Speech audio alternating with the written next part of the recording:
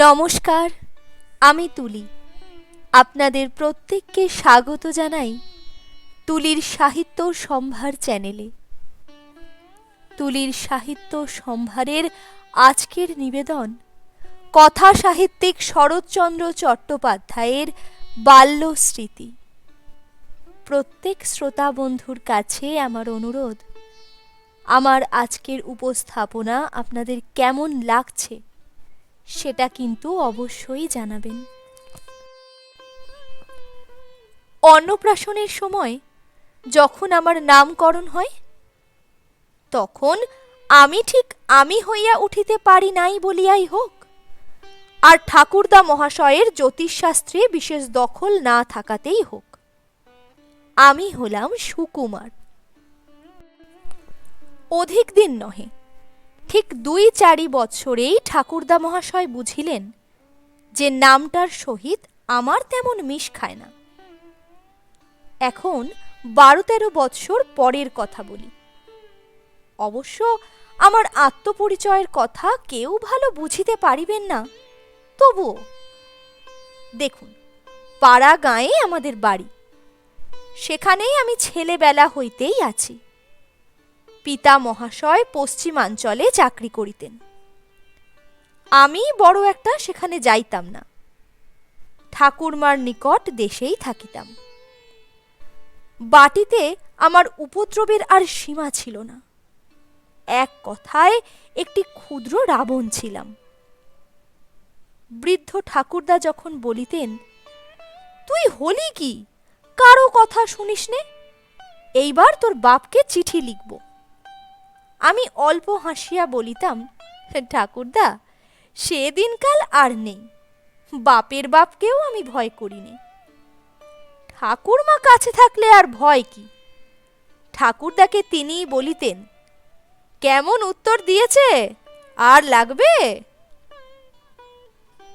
ঠাকুরদা মহাশয় যদি বড় বিরক্ত হইয়া আমার পিতাকে পত্র লিখিতেন, আমি তখনই তাহার আফিমের কৌটা লুকাইয়া ফেলিতাম। পরে পত্রখানি না ছিঁড়িয়া ফেলিলে আর কৌটা বাহির করিতাম না। এই সকল উপদ্রবের ভয়ে, বিশেষত মৌতাত সম্বন্ধে বিভ্রাট ঘটে দেখিয়া তিনি আমাকে আর কিছু বলিতেন না। আমিও বেশ ছিলাম।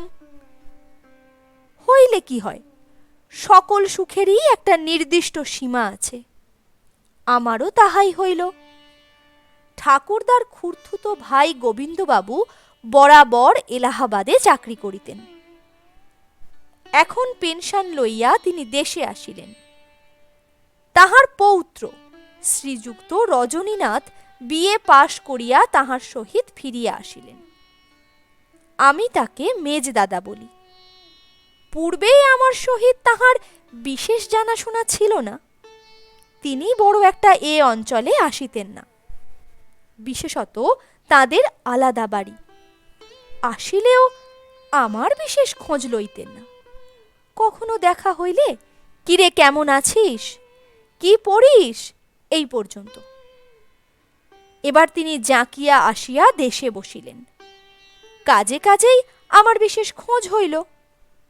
২-৪ দিবসের আলাপেই তিনি আমাকে এরূপ বশীভূত করিয়া ফেলিলেন যে তাহাকে দেখিলেই আমার ভয় হইত। মুখ শুকাইয়া যাইত, বুক ধড়াস ধড়াস করিত, যেন কত দোষই করিয়াছি, কত শাস্তি পাইব। আর যথার্থ আমি তখন প্রায়ই দোষী থাকতাম। সর্বদা একটা না একটা অন্যায় করা আমার চাই। ২-৪টা অকর্ম, ২-৪ বার উপদ্রব করা আমার নিত্যকর্ম। ভয় করিলেও দাদাকে আমি বড় ভালোবাসিতাম। ভাই ভাইকে যে এত ভালোবাসিতে পারে, পূর্বে আমি তাহা জানিতাম না।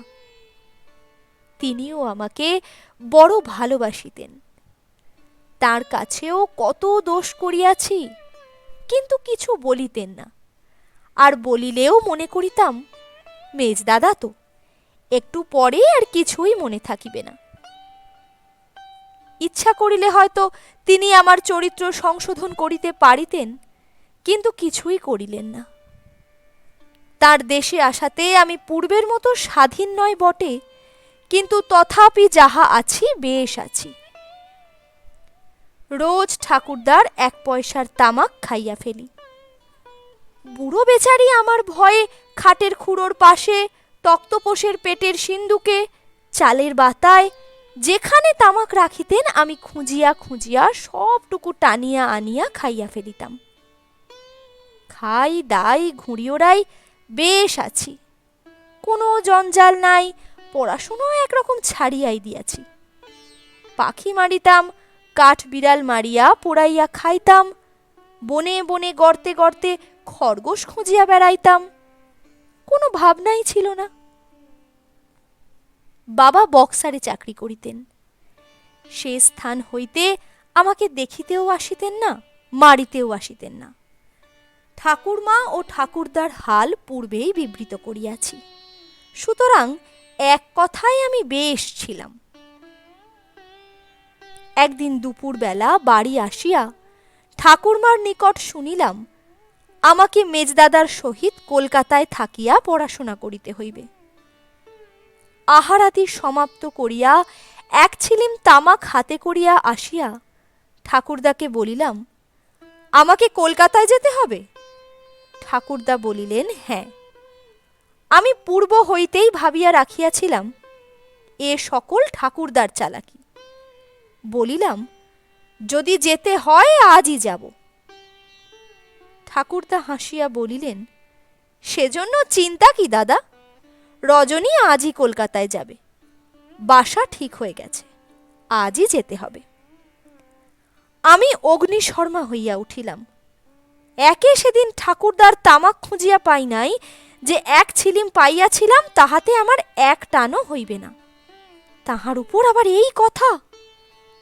ঠকিয়া গিয়াছি, নিজে নিমন্ত্রণ লইয়া আর ফিরানো যায় না। কাজেই সেদিন আমাকে কলিকাতায় যাইতে হইল। যাইবার সময় ঠাকুরদাকে প্রণাম করিয়া মনে মনে বলিলাম, হরি, কালই যেন তোমার শ্রাদ্ধে বাড়ি ফিরে আসি, তারপর আমাকে কে কলকাতায় পাঠায় দেখে নেব। আমি এই প্রথম কলকাতায় আসিলাম। এত বড় জমকালো শহর পূর্বে কখনো দেখি নাই। মনে ভাবিলাম, যদি এই প্রকাণ্ড গঙ্গার উপরে কাঠের সাঁকোর মাঝামাঝি, কিংবা ওই যেখানে একরাশ মাস্তুল খাড়া করিয়া জাহাজগুলো দাঁড়াইয়া আছে, সেই বরাবর যদি একবার তলাইয়া যাই, তাহা হইলে আর কখনো বাড়ি ফিরিয়া যাইতে পারিব না। কলিকাতায় আমার একটুকুও ভালো লাগিল না। এত ভয়ে কি আর ভালোবাসা হয়? কখনো যে হইবে সে ভরসাও করিতে পারিলাম না। কোথায় গেল আমাদের সেই নদীর ধার, সেই বাঁশঝাড়, মাঠের মধ্যে বেলগাছ, মিত্তিরদের বাগানের এক কোণের জামরুল গাছ? কিছুই নাই, শুধু বড় বড় বাড়ি, বড় বড় গাড়ি, ঘোড়া আর লোকজনের ঠেসা ঠেসি পেশাপেশি, বড় বড় রাস্তা। বাড়ির পিছনে এমন একটি বাগান নাই যে লুকাইয়া 1 ছিলিম তামাক খাই। আমার কান্না আসিল। চোখের জল মুছিয়া মনে মনে বলিলাম, ভগবান জীবন দিয়েছেন, আহার তিনিই দেবেন। কলিকাতায় স্কুলে ভর্তি হইয়াছি, ভালো করিয়া পড়াশোনা করি, কাজে কাজেই আমি আজকাল ভালো ছেলে। দেশে অবশ্যই আমার নাম জাহির হইয়া গিয়াছে। যাক সে কথা। আমার আত্মীয় বন্ধুবান্ধব মিলিয়া একটা মেশ করিয়া আছি। আমাদের মেশে 4 জন লোক, মেজদাদা, আমি, রামবাবু ও জগন্নাথবাবু। রামবাবু ও জগন্নাথবাবু মেজদাদার বন্ধু। এতদ ভিন্ন একজন ভৃত্য ও একজন পাচক ব্রাহ্মণ আছে। গদাধর আমাদের রসুয়ে ব্রাহ্মণ। সে আমা অপেক্ষা 3-4 বৎসরের বড় ছিল। অমন ভালো মানুষ লোক আমি কখনো দেখি নাই। পাড়ার কোনো ছেলের সহিত আমার আলাপ ছিল না। সম্পূর্ণ ভিন্ন প্রকৃতির লোক হইলেও সে আমার মস্ত বন্ধু হইয়া উঠিল। তাহাতে আমাতে যে কত গল্প হইত তাহার আর ঠিকানা ছিল না। তাহার বাড়ি মেদিনীপুর জেলার একটা গ্রামে। সেখানকার কথা, তাহার বাল্য ইতিহাস ইত্যাদি শুনিতে আমার বড় ভালো লাগিত। সেসব কথা আমি এতবার শুনিয়াছি যে আমার বোধ হয় আমাকে সেখানে চোখ বাঁধিয়া ছাড়িয়া দিলেও সমস্ত স্থানটি স্বচ্ছন্দে ঘুরিয়া বেড়াইতে পারি। রবিবারে তাহার সহিত আমি গড়ের মাঠে বেড়াইয়া আসিতাম। সন্ধ্যাবেলায় রান্নাঘরে বসিয়া খিল দিয়া দুইজনে বিন্তি খেলিতাম। ভাত খাইয়া তার ছোট হুঁকোটিতে দুইজনে তামাক খাইতাম। সব কাজ আমরা দুইজনেই করিতাম। পাড়ার কাহারও সহিত আলাপ নাই। সঙ্গী, দোস্ত, ইয়ার, বন্ধু, মুচিপাড়ার ভুলো, কেলো, খোকা, খাদা সবই আমার সে। তাহার মুখে আমি কখনো উঁচু কথা শুনি নাই। মিছামিছি সবাই তাহাকে তিরস্কার করিত, আমার গা জ্বালা করিত, কিন্তু সে কখনো কথার উত্তর দিত না, যেন যথার্থই দোষ করিয়াছে। সকলকে আহার করাইয়া সে যখন রান্নাঘরের কোণে একটি ছোট থালায় খাইতে বসিত, তখন আমার শত কর্ম থাকিলেও সেখানে উপস্থিত হইতাম। বেচারির ভাগ্যে প্রায় কিছুই থাকিত না, এমনকি ভাত পর্যন্ত কম পড়িত। কাহারও খাইবার সময় আমি থাকি নাই। খাইতে বসিয়া ভাত কম পড়ে, তরকারি কম পড়ে, মাছ কম পড়ে, আমি আগে কখনোই দেখি নাই। আমার কেমন কেমন বোধ হইত। ছেলেবেলায় ঠাকুরমা মধ্যে মধ্যে দুঃখ করিয়া বলিতেন, ছেলেটা আতপেটা খেয়ে খেয়ে শুকিয়ে দড়ি হয়ে গেছে, আর বাঁচবে না। আমি কিন্তু ঠাকুরমার ভর পেট কিছুতেই খাড়িতে পারিতাম না। শুকাইয়াই যাই আর দড়ি হইয়াই যাই, আমার আতপেটাই ভালো লাগিত। এখন কলিকাতায় আসিয়া বুঝিয়াছি সে আতপেটায় এ আতপেটায় অনেক প্রভেদ। কেহ খাইতে না পাইলে যে চোখে জল আসিয়া পড়ে, আমি পূর্বে কখনো অনুভব করি নাই। পূর্বে কতবার ঠাকুরদার পাত্রে উচ্ছিষ্ট জল দিয়া তাহাকে আহার করিতে দিই নাই। ঠাকুরমার গায়ে সারমেয় সন্তান নিক্ষেপ করিয়া তাহার উপস্থিত কর্ম হইতে তাহাকে বিরত করিয়াছি। তাহাদের আহার হয় নাই, কিন্তু চোখে কখনো জল আসে নাই। পিতামহ, পিতামহী, আপনার লোক, গুরুজন আমাকে স্নেহ করেন, তাহাদের জন্য কখনো দুঃখ হয় নাই। স্বইচ্ছায় তাহাদিগকে অর্ধভুক্ত এমনকি অভুক্ত রাখিয়াও পরম সন্তোষ লাভ করিয়াছি। আর এই গদাধর কোথাকার কে? তাহার জন্য অনাহুত অশ্রু আপনি আসিয়া পড়ে। কলিকাতায় আসিয়া যে আমার কি হইল তাহা ঠাউরাইতে পারি না। চোখে এত জলই বা কোথা হইতে আসে ভাবিয়া পাই নাই। আমাকে কেহ কাঁদিতে দেখে নাই। জিত করিয়া আস্ত খেজুরের ছড়ি আমার পৃষ্ঠে ভগ্ন করিয়াও বাল্যকালে গুরু মহাশয় তাহার সাধ পূর্ণ করিতে পারেন নাই। ছেলেরা বলিত, সুকুমারের গা ঠিক পাথরের মতো। আমি মনে মনে বলিতাম, গা পাথরের মতো নয়, মন পাথরের মতো। কচি খোকার মতো কাঁদিয়া ফেলি না। বাস্তবে কি কাঁদিতে আমার লজ্জা বোধ হইত, এখনো হয়, কিন্তু সামলাইতে পারি না। লুকাইয়া কেহ কোথাও নাই দেখিয়া চোরের চুরি করিবার মতো দুবার চক্ষু মুছিয়া ফেলি। স্কুলে পড়িতে যাই, এক পাল লোক ভিক্ষা করিতেছে। কাহার হাত নাই, কাহারও পা নাই, কাহারও চক্ষু দুটি নাই। এমনই কত কি নাই ধরনের লোক দেখি, তাহা আর বলিতে পারি না।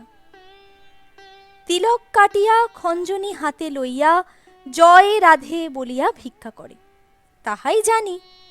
এসব ভিখারি আবার কি রকমের? মনের দুঃখে মনে মনেই বলিতাম, ঠাকুর, এদের আমাদের দেশে পাঠিয়ে দাও। যাক পোড়া ভিখারির কথা, আমার কথা বলি। চক্ষু অনেকটা সড়গড় হইলেও আমি একেবারে বিদ্যাসাগর হইতে পারিলাম না। মধ্যে মধ্যে আমাদের দেশের মা সরস্বতী যে কোথা হইতে আসিয়া আমার স্কন্ধদেশে ভর করিতেন বলিতে পারি না। তাহার আজ্ঞাধীন হইয়া যে সকল সৎ কর্ম করিয়া ফেলিতাম, তার জন্য এখনো আমার সে সরস্বতীর ওপর ঘৃণা হইয়া আছে। বাসায় কাহার কি অনিষ্ট করিব সর্বদা খুঁজিয়া বেড়াইতাম। রামবাবু 3 ঘণ্টা ধরিয়া তাহার দেশি কালো পেরে কাপড় কুঞ্চিত করিলেন। বিকেলে বেড়াইতে যাইবেন। আমি অবসর বুঝিয়া কাপড়খানি খুলিয়া টানিয়া প্রায় সোজা করিয়া রাখিয়া দিলাম। তিনি বিকেলে বস্ত্রখানির অবস্থা দেখিয়া বসিয়া পড়িলেন। আমার আর আমোদ ধরে না। জগন্নাথবাবুর অফিসের বেলা হইয়া গিয়াছে, তাড়াতাড়ি আহার করিতে বসিয়াছেন। এক মুহূর্ত বিলম্ব সহিতেছে না। আমি সময় বুঝিয়া তাহার চাপকানের বোতামগুলি সমস্ত কাটিয়া লইলাম। স্কুলে যাইবার সময় একবার উঁকি মারিয়া দেখিয়া গেলাম, জগন্নাথবাবু ডাক ছাড়িয়া কাঁদিবার উপক্রম করিতেছেন। মনের আনন্দে আমি সমস্ত পথ হাসিতে হাসিতে চলিলাম। সন্ধ্যার সময় জগন্নাথবাবু অফিস হইতে ফিরিয়া আসিয়া বলিলেন, আমার চাপকানের বোতামগুলো গদা বেটা চুরি করে বেচে ফেলেছে, বেটাকে তাড়িয়ে দাও। জগন্নাথবাবুর চাপকানের বিবরণে দাদা ও রামবাবু উভয়েই মুখ টিপিয়া হাসিলেন। মেজদাদা বলিলেন, কত রকমের চোর আছে, কিন্তু চাপকানের বোতাম চুরি করে বেচে ফেলতে কখনো শুনিনি। জগন্নাথবাবু এ কথায় আরও ক্রুদ্ধ হইয়া বলিলেন, বেটা বোতামগুলো সকালে নিলে না, বিকেলে নিলে না, রাত্রেও নিলে না, ঠিক অফিস যাবার আগেই নিয়েছে। আজ দুর্গতির এক শেষ করেছে। একটা কালো ছেঁড়া পিরান গায়ে দিয়ে আমায় অফিস যেতে হয়েছে। সকলেই হাসিলেন, জগন্নাথবাবুও হাসিলেন, কিন্তু আমি হাসিতে পারিলাম না। মনে ভয় হইল, পাছে গদাধরকে তাড়াইয়া দেওয়া হয়। সে যে নির্বোধ, হয়তো কোনো কথা বলিবে না, সমস্ত অপরাধ নিজের স্কন্ধে স্বেচ্ছায় তুলিয়া লইবে।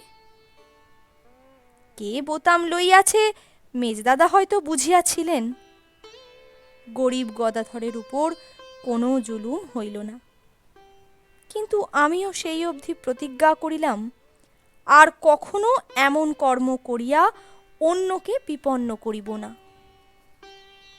এরূপ প্রতিজ্ঞা আমি পূর্বে কখনো করি নাই, কখনো করিতাম কিনা জানিও না।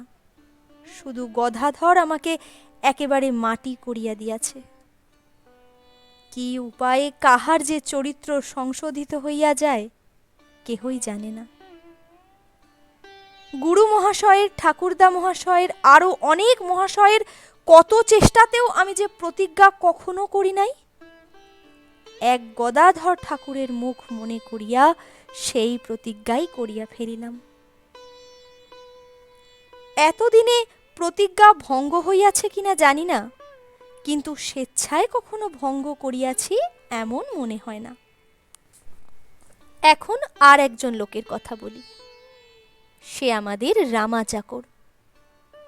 রামা যাতে কায়েত কি সদগোপ এমনই কি একটা ছিল। বাড়ি কোথায় শুনি নাই। এত হুঁশিয়ার চটপটে চাকর সর্বদা দেখা যায় না। আর যদি কখনো দেখা হয়, ইচ্ছে আছে তাহার বাড়ি কোথায় জিজ্ঞাসা করিয়া লইব। সকল কর্মে রামাকে চোরকির মতো ঘুরিয়া বেড়াইতে দেখিতাম। এই রামা কাপড় কাচিতেছে, তখনই দেখি মেজদাদা স্নানে বসিয়াছেন। সে গা রগড়াইয়া দিতেছে। পরক্ষণেই দেখি সে পান সুপারি লইয়া মহা ব্যস্ত। এই রূপে সে সর্বদাই ঘুরিয়া বেড়ায়। মেজদার দ্য ফেভারিট মস্ত লোক। আমি কিন্তু তাহাকে দেখিতে পারিতাম না। সে বেটার জন্য আমি মেজদার নিকট প্রায় তিরস্কৃত হইতাম। বিশেষত গদা বেচারিকে সে সর্বদাই অপ্রস্তুত করিত। আমি তাহার উপর বড়ই চটা ছিলাম। কিন্তু হইলে কি হয়, সে মেজদার দ্য ফেভারিট। আমার বাসার রামবাবুও তাহাকে দেখিতে পারিতেন না। তিনি বলিতেন দ্য রোগ। তখন এ কথাটার ব্যাখ্যা তিনি নিজে না করিতে পারিলেও আমরা দুজনে বিলক্ষণ বুঝিতাম রামা দ্য রোগ। তাহার চটিবার আরও অনেক কারণ ছিল। প্রধান কারণ এই যে সে নিজেকে রামবাবু বলিয়া পরিচিত করিত। মেজদাদাও সময়ে সময়ে রামবাবু বলিয়া ডাকিতেন। আমাদের রামবাবুর এসব ভালো লাগিত না। যাক, বাজে কথা। একদিন বিকালে মেজদাদা একটা ল্যাম্প ক্রয় করিয়া আনিলেন। বড় ভালো জিনিস, প্রায় 50-60 টাকা মূল্য। সকলে বেড়াইতে যাইলে আমি গদাধরকে ডাকিয়া আনিয়া সেটা দেখাইলাম। গদাধর সেরকম আলো কখনো দেখে নাই। সে মহা আহ্লাদিত হইয়া সেটা 2-4 বার নাড়িয়া দেখিল। তাহার পর আপনার কর্মে রন্ধনশালায় প্রবেশ করিল। আমার কিন্তু কিউরিওসিটি কিছুতেই থামিল না। কি করিয়া চিমনি খুলি, কি করিয়া ভিতরের কল দেখি, অনেক নাড়িয়া চাড়িয়া দেখিলাম। অনেকবার ঘুরাইবারও চেষ্টা করিলাম, কিন্তু কিছুতেই খুলিল না। অনেক অবজারভেশনের পর দেখিলাম নিচে একটা স্ক্রু আছে। অগত্যা সেটা ঘুরাইলাম। কিছুক্ষণ ঘুরাইবার পর হঠাৎ একেবারে ল্যাম্পের আধখানা খসিয়া আসিল। তাড়াতাড়ি ভালো ধরিতে পারিলাম না। উপরের কাঁচগুলো টেবিল হইতে নিচে পড়িয়া একেবারে চূর্ণ হইয়া গেল। সেদিন অনেক রাত্রে আমি বেড়াইয়া আসিলাম। বাসায় আসিয়া দেখিলাম একটা প্রকাণ্ড হইচই কাণ্ড বাঁধিয়া উঠিয়াছে। গদাধরকে মাঝখানে লইয়া সকলে গোল হইয়া বসিয়াছে। মেজদাদা অতিশয় ক্রুদ্ধ হইয়াছেন।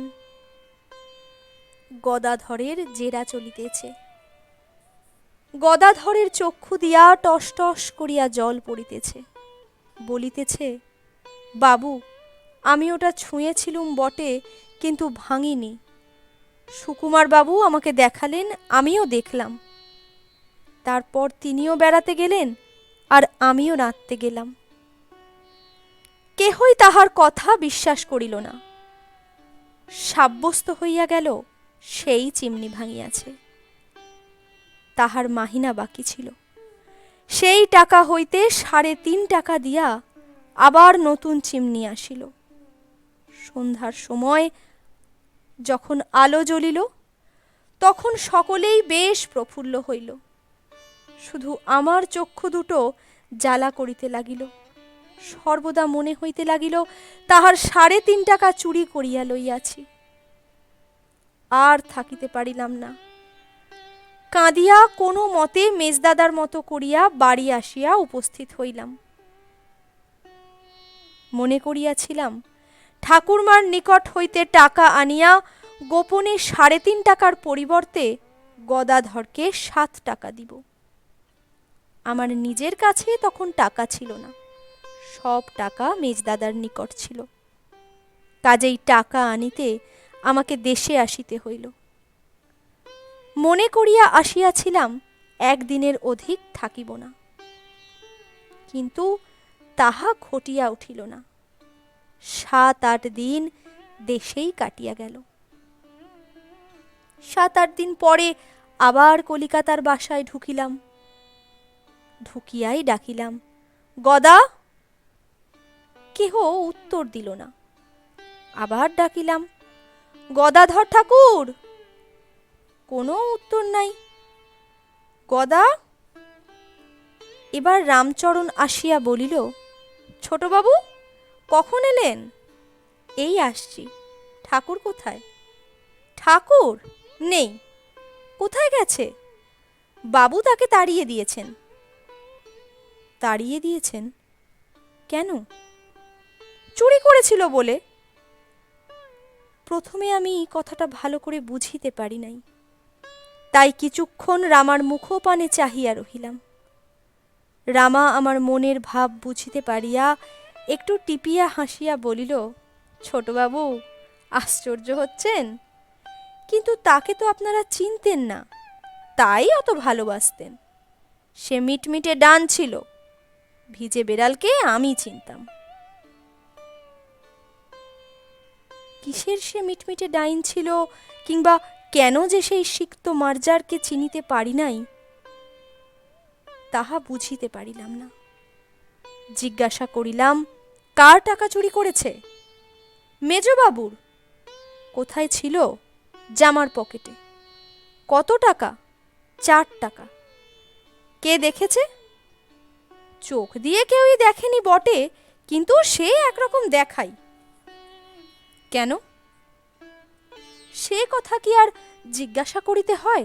আপনি বাসায় ছিলেন না, রামবাবু নিলেন না, জগন্নাথবাবু নিলেন না, আমি নিলাম না, তবে নিলে কে? কোথায় গেল? তুই তবে তাকে ধরেছিস?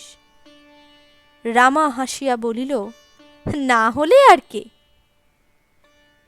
ঠনঠনের চটি জুতো আপনারা স্বচ্ছন্দে কিনিতে পারেন, তেমন মজবুত চটি জুতো বোধ হয় আর কোথাও প্রস্তুত হয় না। আমি রন্ধনশালায় গিয়া কাঁদিয়া ফিরিলাম। সেই ছোট কলি হুঁকাটিতে ধুলা পড়িয়া রহিয়াছে। আজ 4-5 দিন তাহা কেহ স্পর্শ করে নাই, কেহ জল বদলায় নাই। দেওয়ালে এক স্থানে কয়লার লেখা রহিয়াছে, সুকুমার বাবু, আমি চুরি করিয়াছি, এ স্থান হইতে চলিলাম। যদি বাঁচিয়া থাকি আবার আসিব। আমি তখন ছেলে মানুষ ছিলাম। নিতান্ত ছেলে বুদ্ধিতে সেই হুঁকাটিকে বুকে টিপিয়া ধরিয়া কাঁদিতে লাগিলাম। কেন যে, তাহার কারণ বুঝিতে পারি নাই। আমার আর সে বাসাতে মন টিকিত না। সন্ধ্যার সময় ঘুরিয়া ফিরিয়া একবার করিয়া রান্নাঘরে প্রবেশ করিতাম, আর একজন রাঁধিতেছে দেখিয়া অন্য মনে আপনার ঘরে আসিয়া বই খুলিয়া পড়িতে বসিতাম। সময়ে সময়ে আমার মেজদাদাকেও দেখিতে পারিতাম না। ভাত পর্যন্তও আমার তিক্ত বোধ হইত। অনেক দিন পরে একদিন রাত্রে মেজদাদাকে বলিলাম, মেজদা, কি করেছ? কিসের কি করেছি? গদা তোমার টাকা কখনোই চুরি করেনি। সকলেই জানিত আমি গদা ঠাকুরকে বড় ভালোবাসিতাম। মেজদাদা বলিলেন, ভালো করিনি সুকুমার, যা হবার হয়েছে। কিন্তু রামকে তুই এত মেরেছিলি কেন? বেশ করেছিলাম, আমাকেও কি তাড়াবে নাকি? দাদা আমার মুখে কখনো অমন কথা শোনেন নাই। আমি আবার জিজ্ঞাসা করিলাম, তোমার কত টাকা উসুল হয়েছে? দাদা বড় দুঃখিত হইয়া বলিলেন, ভালো করিনি, সব টাকা তার কেটে নিয়ে 2.5 টাকা উসুল করেছিলুম। আমার এতটা ইচ্ছে ছিল না। আমি যখন রাস্তায় ঘুরিয়া বেড়াইতাম, দূরে যদি কোনো লোক ময়লা চাদর কাঁধে ফেলিয়া ছেঁড়া চটি জুতো পায়ে চলিয়া যাইত, আমি দৌড়াইয়া গিয়া দেখিয়া আসিতাম। কি যে একটা আশা নিত্য নিত্য নিরাশায় পরিণত হইত, তাহা আর কি বলিব। প্রায় 5 মাস পরে দাদার নামে একটা মানি অর্ডার আসিল, 1.5 টাকার মানি অর্ডার। দাদাকে আমি সেই দিন চোখের জল মুছিতে দেখি। সে কুপনটা এখনো আমার নিকট রহিয়াছে। কত বৎসর কাটিয়া গিয়াছে, আজও সেই গরিব গদাধর ঠাকুর আমার বুকের আধখানা জুড়িয়া বসিয়া আছে।